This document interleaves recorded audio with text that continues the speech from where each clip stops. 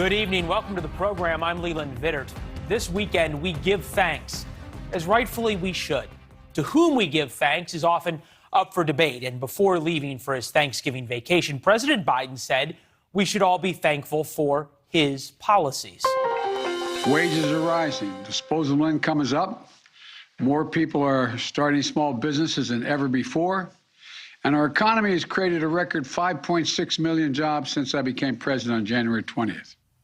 He said that before the jobless claim numbers came out. Those came out this morning, showing something worth celebrating. The lowest number since 1969. Of course, it all comes at a cost. Inflation is the worst in 30 years. Thanksgiving dinners are up 14%. It's not just turkey that you're paying more for this weekend compared to last. Sirloin steaks are up 31%, eggs up 29%. Bacon for the green beans is up 28%. Gas prices to get to wherever you're going are up 60% over the last year. The national average now $3.41 a gallon. But the president says, don't worry, he's on it. I promised you that I'll never stop working to address your family's needs. And together we're going to confront challenges that we face them. We're going to face them honestly. Honesty would help. After all, he is Straight Talk Joe, except that was pretty lacking in honesty when he said this on Tuesday. We've made historic progress over the last 10 months. Unemployment is down to 4.6%, 2 years faster than everyone expected. When we started this job, it was over 14%. Here are the facts, and they are undisputed. Today's unemployment rate is 4.6%. When Mr. Biden took office 10 months ago, it was not 14% like he said. It was actually 6.3%. If you give him the benefit of the doubt and look at, quote, when we started this job, as when his campaign began, it gets even worse for him. In April 2019, when Mr. Biden announced, then candidate Biden, it was 3.7%.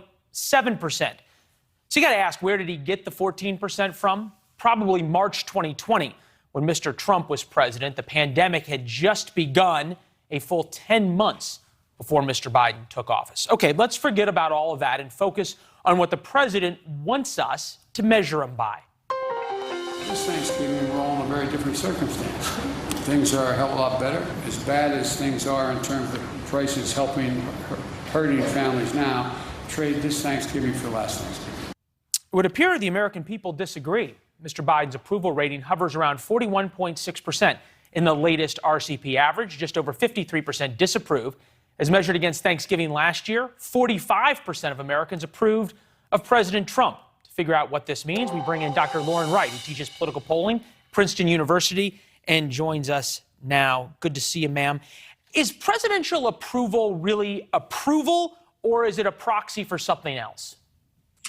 Well, it's typically how you feel things are going, but sometimes it's a sort of punishing mechanism, elections even more so, either for the last guy that was there, but a year in, you can't really say that it really is on the president's lap.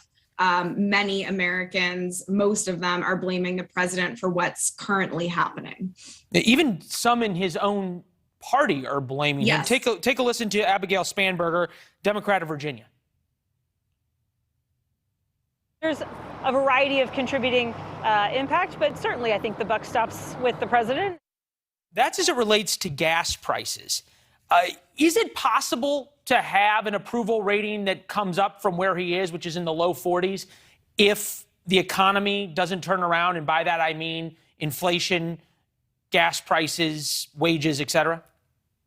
I don't think so. I mean, I think what Democrats are hoping is that if the Senate passes the Build Back Better Act, then somehow Americans will catch on and they'll believe that this is going to have some immediate impact on their lives. But that's really unlikely, especially with a metric like inflation. And as you very aptly noted, if you look at the polling on top issues for Americans of both parties right now, rising prices is right up there. They do blame the president, and it's Democrats and Republicans who are reacting to that. And so with these broad economic things like gas prices, yes, presidents often use them to attack their opponents, and then it so happens that gas prices are higher under them. That happened to President Obama campaigning against President Bush. But the point is, if you take responsibility and you say you're going to fix it, then Americans will expect you to fix it, and they'll expect that in the near future. Yeah, we talked to somebody from the Obama White House, one of the economic advisors, and he said the problem is that economic timelines don't always line up with political timelines. Jimmy Carter, Right. of course, figured that out. How much of this is pocketbook and how much of this is optics? Take a listen to that debate with Jen Psaki and Peter Doocy. What message does it send to the middle-class Americans President Biden says that he's trying to help, who are struggling this week to cover the cost of the most expensive Thanksgiving ever, that the president is going to take a few days off at a billionaire's compound? I don't know if you've cooked a turkey before, but a 20-pound turkey is a pretty big turkey. I think we can all agree. They're about $1 more. So not to minimize that, any increase in prices is something the president is concerned about.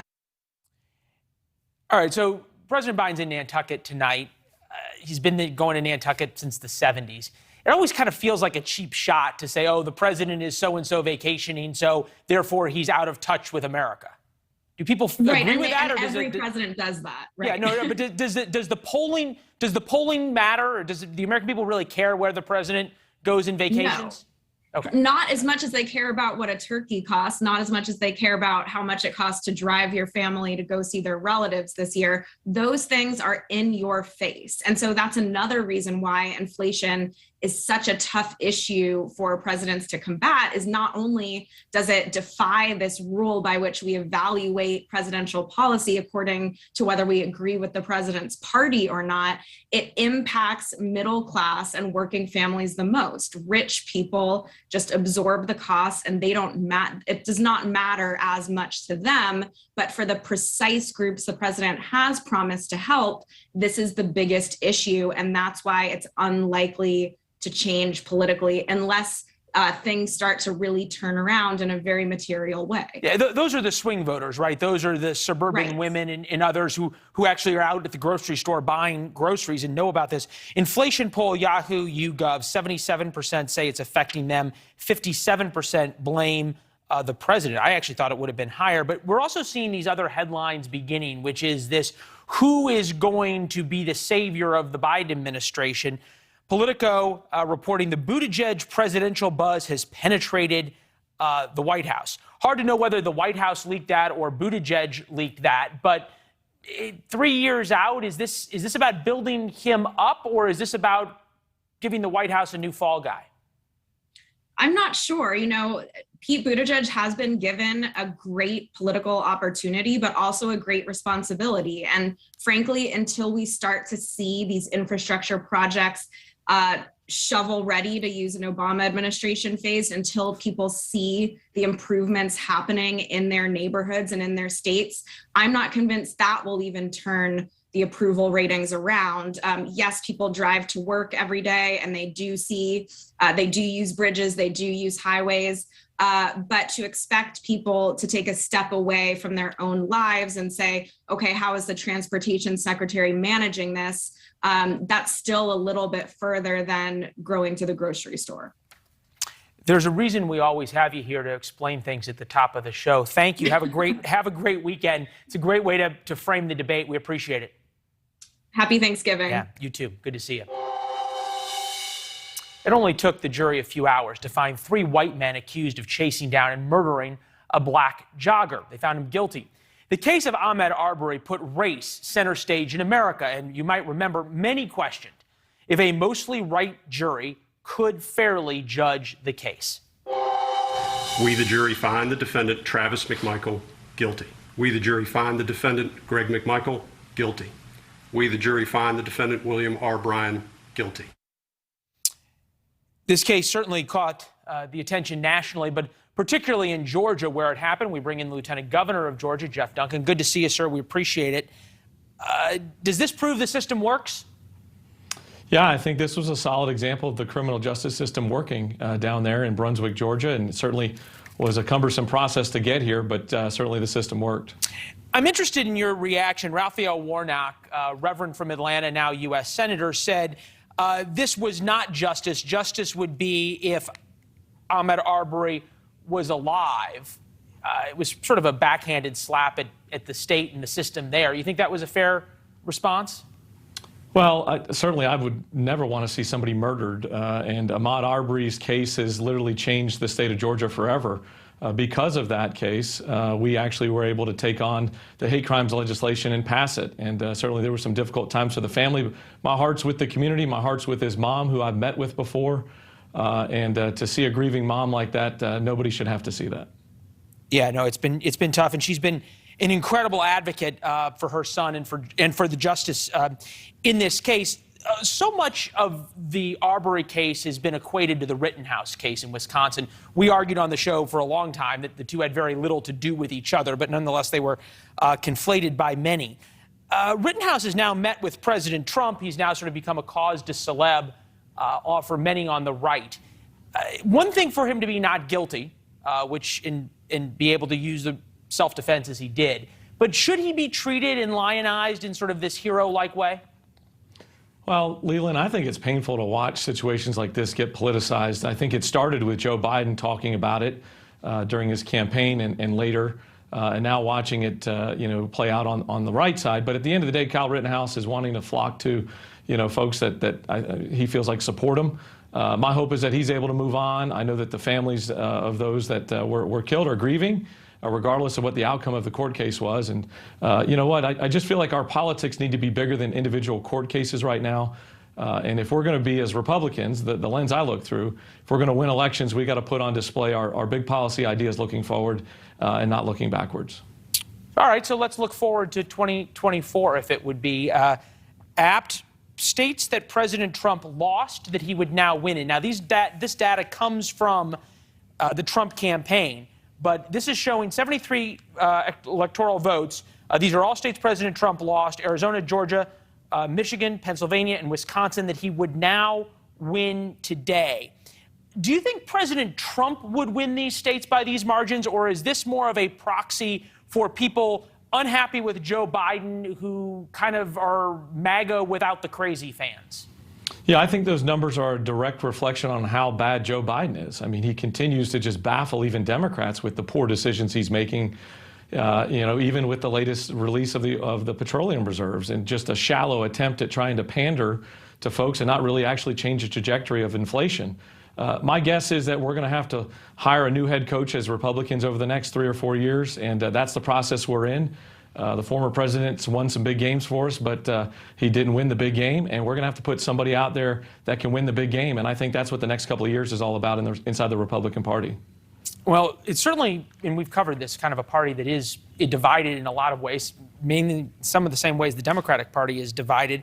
In terms of who's running for head coach, Matt Gaetz may not be running for head coach yet, but certainly somebody who wants to be a voice in the party, the congressman from Florida. Take a listen.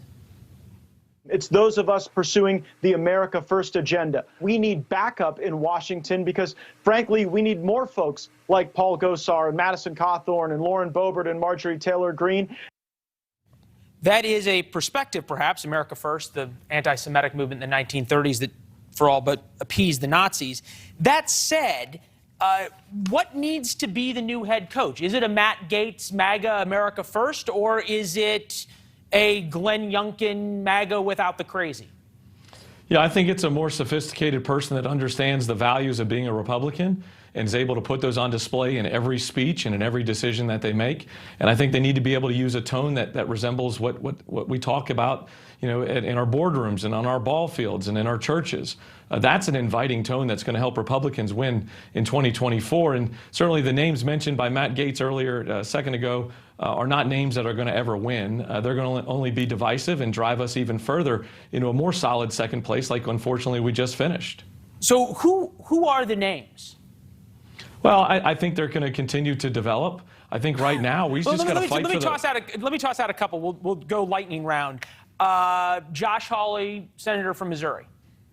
Look, I think it's too early to play the lightning round game. We've got a couple of years to make those decisions. But Leland, here's what America is going to look for: adults in the room.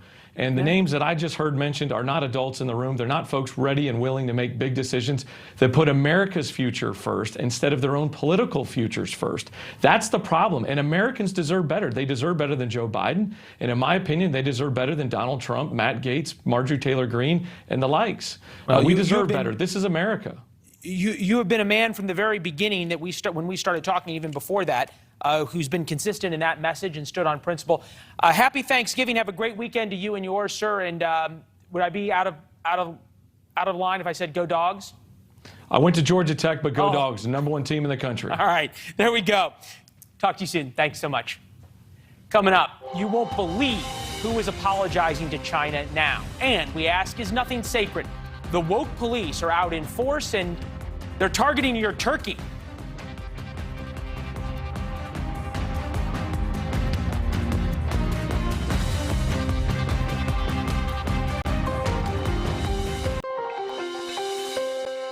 We spend a lot of time talking about the rise of China and the danger it poses. Few things encapsulate the threat like what we're going to show you right now. Jamie Dimon, CEO of JP Morgan and arguably the most powerful voice in American finance, was forced into an embarrassing apology by the communist regime in Beijing. First, what Dimon said. I made a joke that the Communist Party is celebrating its 100th year. So is JP Morgan. And I'll make you bet we last longer. I can't say that in China. They probably are listening anyway. Oh, they were listening, and they were not happy. Now for Dimon's apology, as first reported by Fox Business's Maria Bartiromo. He said, quote, "I regret and should not have made that comment. I was trying to emphasize the strength and longevity of our company." Bartiromo is a China hawk, and her reaction says it all.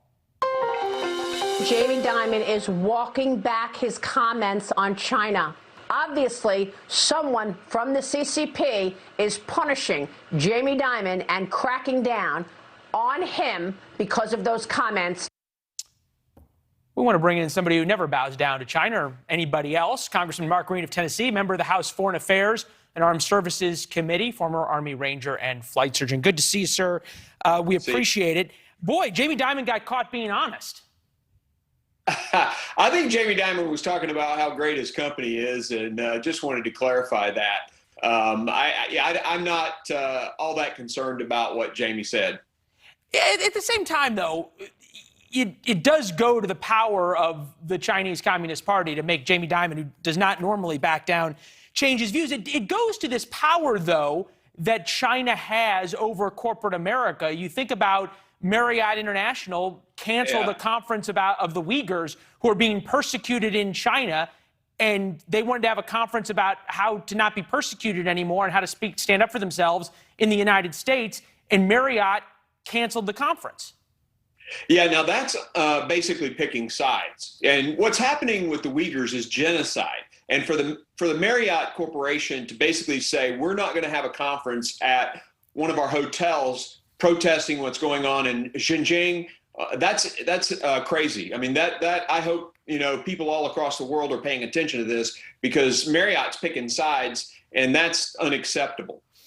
Is there a reason that Americans or the American government should start picking sides as well and saying, for example, the U.S. airlines, if you want to have landing rights in the United States, you have to put Taiwan on the map on the planes. If you want to have U.S. government contracts, as Marriott does, you've got to be able to allow Uyghurs to have conferences?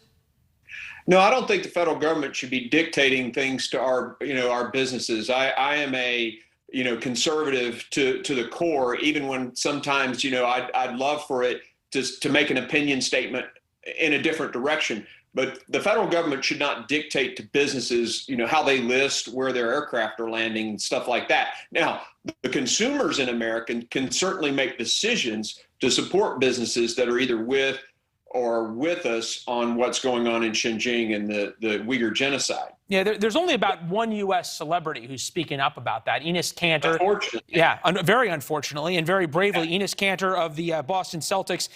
He's staying on it, though. Tweeted today, the owner of the Brooklyn Nets is a coward and a puppet of the Chinese government. Being anti-CCP does not mean being anti-Asian. It's possible to stop Asian hate and stand up against the CCP. Human rights are not Western values. They are universal values. Spineless Joe Tassi, who is part of the Alibaba crew. Boy, it's nice to have at least one celebrity.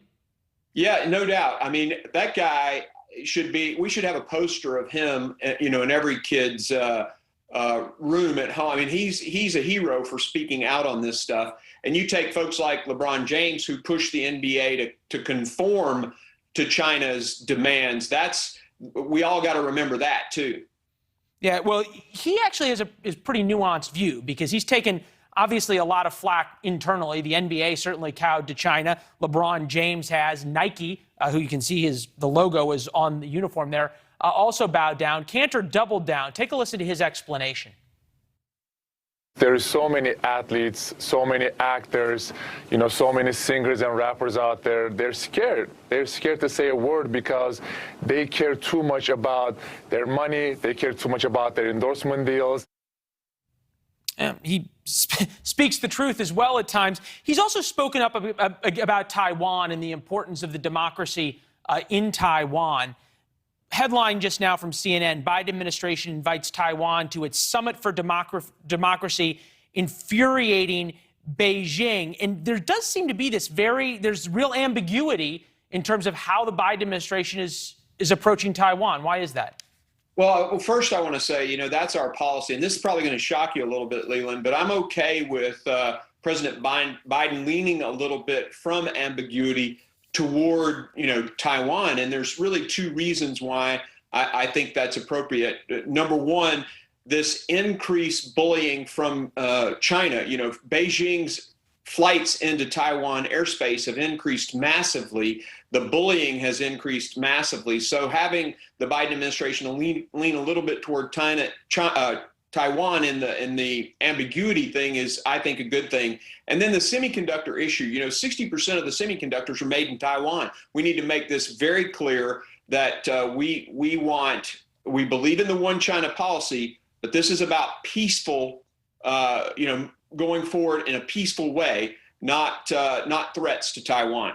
Yeah, peaceful way is not seeming the way the Chinese are going at this. Real quick, I've only got about 30 or 40 seconds, but we know you were over in the UK over the past week. I'm wondering how the Brits especially are viewing America now that we're 10 months into, quote, America being back, as the president likes to say.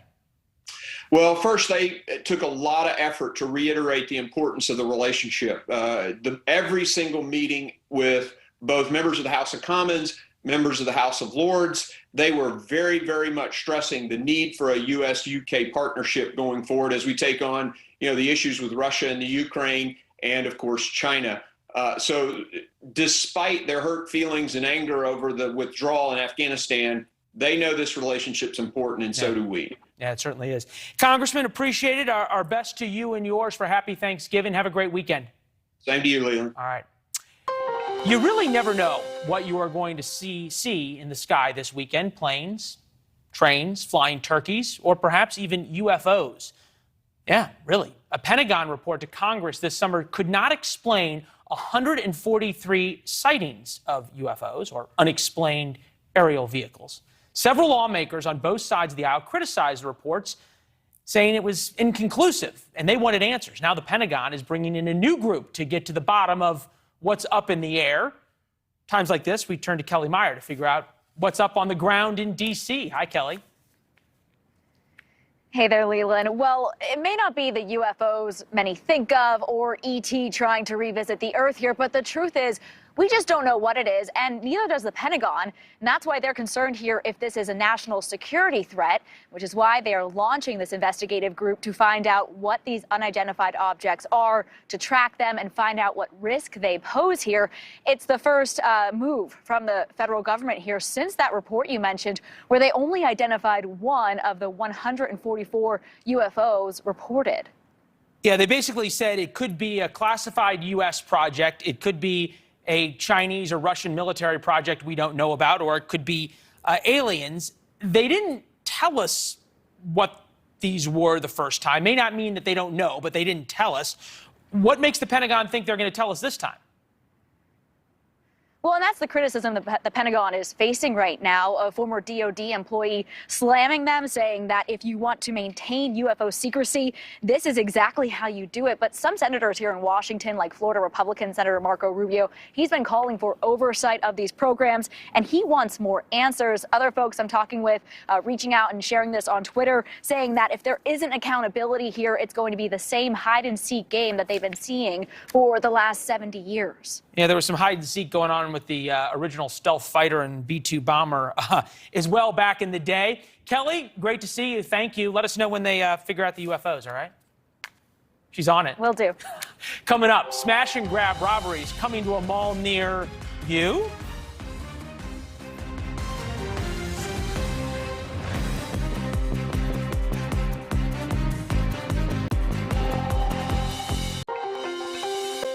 Across America, gangs of thieves are appearing to act with impunity and little fear of the police. Just last week, a flash mob stormed a Louis Vuitton in Chicago, took $120,000 worth of merchandise in less than a minute. In San Francisco, dozens of masked suspects swarmed Union Square, smashing windows and grabbing merchandise. Los Angeles saw a rash of robberies as well, including a gang armed with hammers that smashed cases in a jewelry store before running out. More than half of Americans believe crime is getting worse in their own local area. You have to wonder what the other half are thinking. Murders are on the rise in several cities, up 30% in 2020, and we're on pace for a bloodier 2021. Few people understand this firsthand, like Commissioner John Mueller, who runs the Yonkers Police Department north of New York City, joining us now. Commissioner, we appreciate it. Simple question. Why aren't the police stopping these guys? Thank you for having me, Leland, and happy Thanksgiving to you and all of your viewers. The police aren't stopping. The police are doing the best they can. But I think what the issue is we're seeing now is this lack of consequences and lack of accountability. The messaging that we've had from progressive lawmakers that, we should not have any accountability and any consequences, this is what you get. When people feel and they are under the understanding that there are going to be no negative consequences, there are some people that are going to say, why not? Why not get a hammer and go in and bash some jewelry cases and steal things? So this is a lack of an understanding and not appreciating the fact that there should be consequences to actions like this. Yeah, it's the old joke. Why do you rob a bank? Is because that's where the money is. Violence begets violence. Are you saying this is going to get worse? I'm hoping it isn't going to get worse. What we're seeing in New York is that there is a willingness to look at some of the bail reforms and the criminal justice reform, raise the age. In New York, we're seeing violent crime rise due to raise the age, and we're asking for some minor modifications. And property crimes, though, is what you're talking about tonight, is largely with bail reform. Because if you believe in recidivism, and I do, the vast majority of crime is committed by a small group of people. And so those people need to be put in jail. And you have to put the best cases forward. You're talking about, forgive me for interrupting, but you're talking about policy changes that could be months, years away. Are we to believe that all the people who are smashing Louis Vuitton stores this week or in Gucci stores next week, it feels like it's only a matter of time before somebody gets hurt? There's no question about it. And you can also imagine how frightening this is for people walking down the sidewalk. People will say it's a property crime, but I would challenge anyone to say watching people go in with hammers and bash their way into a store is not alarming to anyone. What I'm saying is that the police all over the country are doing the absolute best they can. The weakness now is in the prosecutions in some cases and what the bail reform laws have done to the system. We don't need to lock up the whole world. We don't believe in mass incarceration. But to be able to say we don't think anyone should be in jail, this is what you get. These are the type of consequences now that we have to work back from. Well, certainly it's also kind of a pendulum, right? And that is it takes a while for the message to get through to the bad guys that, yeah, we're serious this time. You're actually going to get locked up, when for so long they haven't been. This is how the New York Times is handling the rise of murders. Obviously, this isn't the New York Times. This isn't New York City that you're in Yonkers. But NYT headline, murders up. Murders rose by almost 30% in 2020. It's rising at a slower rate in 2021, as if that somehow makes it better. Culturally, are we clear-eyed enough in how bad things are getting? Well, Leland, it depends on what culture you're talking about, because my communities of color are suffering the most from this. At dinner parties with the New York Times editorial board, I'm sure they think everything is just fine, but that's on the Upper West Side. All over the country, most of the violence is happening in black and brown communities. So those are the communities that are hurting the most. Those are the communities that the police need to help the most. And frankly, those are the communities that want the police the most. Tell me how that's playing out. Is you're going into communities that perhaps these gangs are coming from? What are you hearing? Well, what we're finding is this. If you engage with the precision policing model where you go after the small subset of offenders, you focus on them, you put a good case together, and you have a prosecutor who's willing to partner with you to get them in jail, everybody wins. The community supports it, and you see crime go down. We've had, which is remarkable, and it's all because of the great work of the Yonkers police officers and supervisors. Our crime is actually down. Wow. But that is the reason is because we have a prosecutor who understands that we need to put certain people in jail. I think you cannot be surprised what you see in San Francisco when shoplifting is up like 800%, because they've decriminalized it. Right. At some point, people go in there and they just go shopping. The only difference with their shopping is they don't stop and pay for anything. Yeah, the five-finger discount. Commissioner, I'm really glad you came on. After the holiday, we want to have you and the prosecutor on and talk a little bit more about the secret sauce there in Yonkers. It sounds like there's parts of America that could learn from you guys. Thank you. We would love to be here. Happy Thanksgiving, Leland, to you and your family. Yeah, to you and yours. Our thanks to your men and women on the force will be standing guard through the weekend away from their families. We appreciate it. Thank you, sir. This weekend will be the busiest travel weekend since the pandemic began. Roughly 20 million people are going to fly. The Thanksgiving holiday coincides with what was the federal vaccine mandate and Southwest Airlines vaccine mandate. Reportedly, 40% of Southwest pilots don't have their shots. We've been following the Southwest Freedom Flyers who've rallied outside the company's headquarters against the mandate, and eye to eye with the company, at least it appears Southwest has blinked, at least for now. Sources tell us they've approved temporary waivers for all or most of their pilots. Tom Bogart, Southwest pilot who has led the anti-mandate campaign, joins us. Good to see you. We appreciate it. And obviously appreciate you working through the holidays to get everybody where they need to go. Yes, sir. Has Southwest really blinked? Do you think this is genuine that they're approving these waivers and you guys are going to be able to go about your jobs?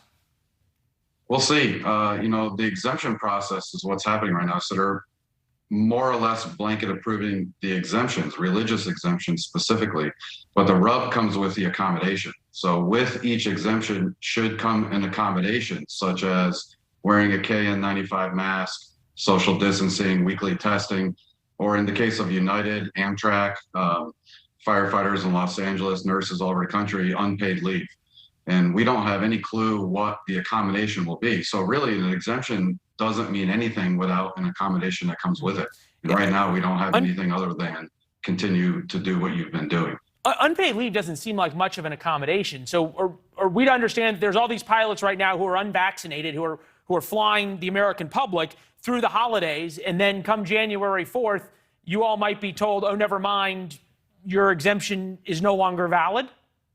That could be the case. I mean, we hope that the company won't do that to us. But at the same time, since United lost their preliminary injunction, legally unpaid leave is back on the table as a reasonable accommodation, and it's been crickets from the company. Wow. So where does this go from here? Southwest Freedom Flyers, obviously, it's the pilots, it's baggage handlers, it's a lot of folks, some anti-vaccine, some just anti-mandate. What do you guys do next? Well, we just have to wait and see. There's really not a whole lot else we can do other than to get the word out there. And when people put out, oh, yay, everybody's approving exemptions, blanket, people like to celebrate. But again, you have to understand that the rub comes with the accommodation. So an exemption do you feel like there's accommodation. You think about the way that the Biden administration has handled this, pushing this back now to January 4th, after the holidays, after travel, after everybody's gotten their Christmas presents from the truckers that are working so long, driving everything from point A to point B. Do you feel like there's a little bit of funny business going on with the dates here? Yeah, absolutely. I mean, it's really hard to not think otherwise. Why should we all of a sudden believe that the truth is being told magically? Yeah. All right. Hey, Tom, we appreciate it. We reached out to Southwest. They're sort of punting on this and saying they're working through all of their accommodations till January 4th, and they'll get back to us, kind of like what they're saying to you. Tom Bogart, Southwest Freedom Flyers, good to see you. Thank you, sir. Thank you. Coming up, the choice between going woke or going broke this Thanksgiving.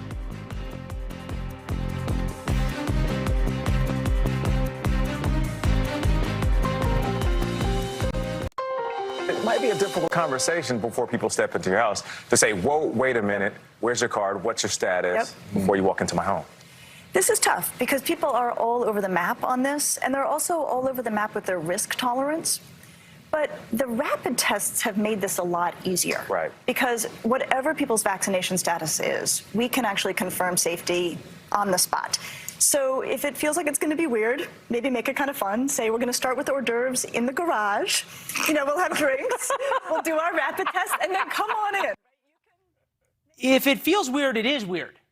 Perhaps you know you're in trouble when even the morning show hosts have that awkward giggle because indeed you have gone too far. Here's how it works. No, really, Grandma, great to see you. Please wait in the garage while we do a nasal swab. It won't hurt, won't take but a minute. But what happens if Grandma is positive? What if the cousins show up to stay with you for the weekend and they're all positive? Maybe you could have a tent ready in the backyard for them. Dinner guests, just like suggestion here, set up folding chairs outside in a bonfire. Leave them paper plates on the stoop. Perhaps they could have s'mores rather than pies for dessert. Few people could deftly negotiate such situations, but we have found two of them. Chris Hahn, former advisor to Chuck Schumer, now host of the Aggressive Progressive podcast. Jason Nichols, professor at the University of Maryland. Gentlemen, are either of you going to celebrations this weekend that will require testing? No, I'm not. Would you consent to garage testing during hors d'oeuvres, Chris? I mean, if somebody needs to test me, they need to test me. I'm not really into people sticking things in my nose unnecessarily, but I will show them my vaccine passport because unlike Jim Jordan and some other right-wing wingnuts, I'm not worried about who's tracking me on the phone that already tracks me. Yeah, it definitely already tracks you. There's a lot of other people other than Jim Jordan who are tracking you.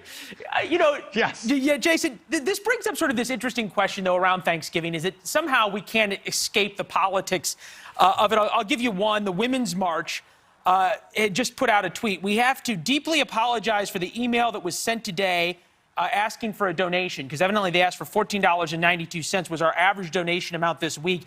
It was an oversight on our part to not make the connection to a year of colonization, conquest, and genocide for indigenous people, especially before Thanksgiving. Is there a level of ridiculousness and wokeness that we need to think about, maybe? Well, first of all, I think we need to remember what woke actually meant. And let me just say to that previous question, it depends. I have to see how good the macaroni and cheese is, and then maybe I will wait in the garage. I like but that. I will say that, I think we need to reclaim also the word woke. I think that the way it was originally intended when it came out of the African-American community, it actually meant just having awareness of injustice and being on the side of justice. And if we take that definition, we should all be woke. But it seems that it's been bastardized and the term has been kind of commandeered by the right to describe some of the... There is this concept, and you think about it, that those who are anti-woke are just as radical about being anti-woke as people who are woke are about being woke. That's actually what Chris Cuomo, and I cannot believe I'm playing a soundbite in which I agree with Chris Cuomo, but here you go. I don't give a damn about the Pilgrims and the indigenous people, the Native Americans, the Indians, whatever group of them wants to be called. I don't care about any of that. I care about the suffrage. I care about the exploitation, but I don't need that story for Thanksgiving. I don't need it at all, man. Well, okay, perhaps, Chris, is there a sense, though, that if we all get caught up in all the politics of what to call people and whether or not, this dish goes back to that and suffering and everything else, we lose sight of giving thanks and being grateful as Americans? Absolutely. And if ever there was a weekend to put politics aside and just relax and enjoy your family and your friends, this is the weekend. This whole season really should be that. I think we should all... it's hard for us because we do this for a living to kind of put politics away for a couple of weeks. But I think most Americans need to cut it out for a couple of weeks and just allow people to live and let live. Your uncle disagrees with you politically. Talk to him about football. I'm sure we can all agree that the Jets suck and the Giants suck and that they need to get better. And we can have that conversation here in New York. and we can move on from the political side of things and just enjoy each other's company. Yeah, there's a mutual friend of ours, Chris, who may not enjoy hearing that the Giants suck, but I think he would agree. He might agree that they do, as he would call it. You think about that, though, about sort of taking politics out of it. And at least it's nice when that happens. On the other hand, though, it seems as though you can't escape it. For example, the Boston Globe, how climate change is affecting the Thanksgiving table, and not to be outdone, when the issue of inflation was brought up, this was NBC's response of how to not have inflation affect Thanksgiving. And while we are on the topic of something that could be controversial, perhaps forego the turkey. Bear with me. Ooh. I know that is the staple of the Thanksgiving meal. However, some people think turkey is overrated, and so it tends to be the most expensive thing on the table. Maybe you do an Italian feast instead. And I will say this. If you tell everyone you're having a Thanksgiving without turkey, some guests may drop off the list, and that's a way to cut costs, too. Oh, my God. Really? Well, listen, Leland. I don't know. Well, first of all, again, let me just say to Chris, it's much easier to take politics out and talk about football now that the Washington football team has changed its name. So that's made it a lot easier. But I'll also say that, really, honestly, turkey is a little overrated. Like, I like the stuffing. Most people like stuffing. They don't like the turkey. The actual turkey. And, let's be honest, we've all had some dry turkey at some point. Okay. You've gone to your aunt's house and that turkey is too dry.